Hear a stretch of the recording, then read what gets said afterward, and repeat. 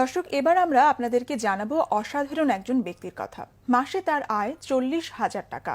লাখ লাখ টাকা ব্যয় করে বোনদের বিয়ে দিয়েছেন। মাসে অন্তত একবার বিদেশে যান। বেনসন ছাড়া অন্য কোনো সিগারেট খান না, অথচ পেশায় তিনি একজন ভিক্ষুক।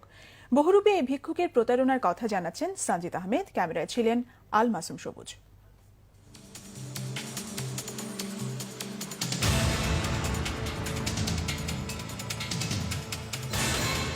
রাজধানীর রাজপথে কখনো তাকে দেখা যায় বিকলাঙ্গের মতো হাঁটুতে ভর দিয়ে হামাগুড়ি খেতে, কখনো দেখা যায় ঘাড়ের উপর একটি পা তুলে দিয়ে পথচারীদের কাছে পৌঁছাতে। লক্ষ্য একটি, মানুষের সহানুভূতি অর্জন। আসলে এর সবই কিন্তু প্রতারণার অংশ। এর কোনোটিই তার প্রকৃত চেহারা নয়। কেন এই পথ বেছে নিলেন রাজু নামের এই ছেলেটি?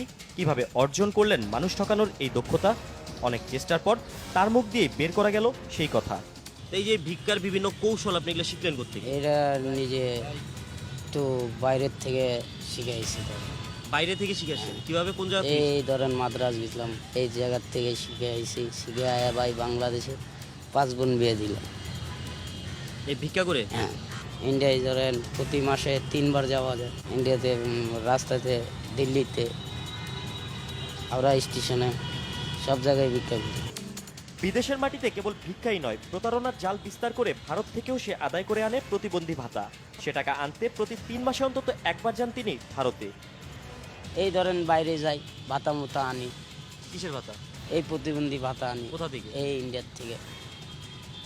ইন্ডিয়ায় তুমি প্রতিবন্ধী ভাতাও পাও? হ্যাঁ। তোমার তো এখানে কোনো কাগজ কলমে নামই নাই, তুমি নাম ওই ভাতা জায়গায় পাও? নাম আছে। ওখানে নাম আছে? হ্যাঁ, ওই জায়গায় প্রতিবন্ধী। ইন্ডিয়াতে থেকে কত টাকা পাও? ইন্ডিয়ার থেকে যেটা পাই ওটা বোন খরচ হয়ে যায়, মা খরচ হয়ে যায়। বোনের খরচ পার খরচ হয়ে যায়। ওইটা থেকে পাই 20,000 টাকা। প্রতারণা হলেও এই পথে অর্জন কিন্তু তার একেবারে কম নয়, বরং অনেকের জন্য তার রীতিমতো ঈর্ষণীয়। ইনকাম হয় কেমন তোমার? ইনকাম ভালো হয় ভাই, 30-40 পাই। মানে 30,000 40,000 টাকা পাই প্রতি মাসে ইনকাম? পাই। রাজুর বাড়ি বগুড়ায়। প্রতিবন্ধী সেজে বিএনপির সিনিয়র ভাইস চেয়ারম্যান তারেক রহমানের চোখে পর্যন্ত ধুলা দিয়েছেন। আদায় করেছেন চিকিৎসা ভাতা সহ বগুড়ায় 50% জমি। বগুড়ায় ধরেন গলির ভিতরে ঢুকতে 3টা গাড়ি ঢুকছিলেন, 4টা গাড়ি আইছিলেন। পরে ঢুকতে দেখি তারেক রহমানও নেই। পরে ধরেন 2 ঠ্যাং আমার ঘাড়ে।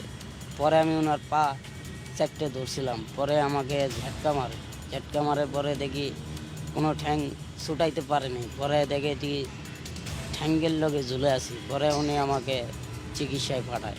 পরে উনি আমাকে চিকিৎসার থেকে পরে 50 শতক জায়গা দিছিলেন, এক বুড়িরে দিছিলেন 10 শতক, ওইটা দিয়ে পরে সব আওয়ামী লীগের মান্নান লয়ে গেছে। তো তোমার কিভাবে, তোমার কাছে জায়গা নিল কেমনে?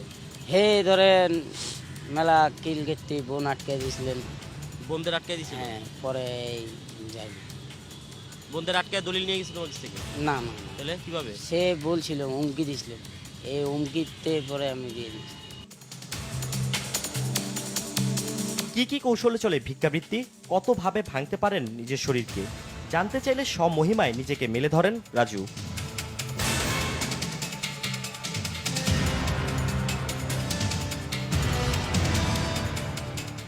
গত 8 বছর ধরে দেশ বিদেশে চলছে রাজুর এই প্রতারণা ভিত্তিক ভিক্ষাবৃত্তি। তার মতে এরকম আরো অনেক ভিক্ষুক বেশি প্রতারক রয়েছে দেশ জুড়ে।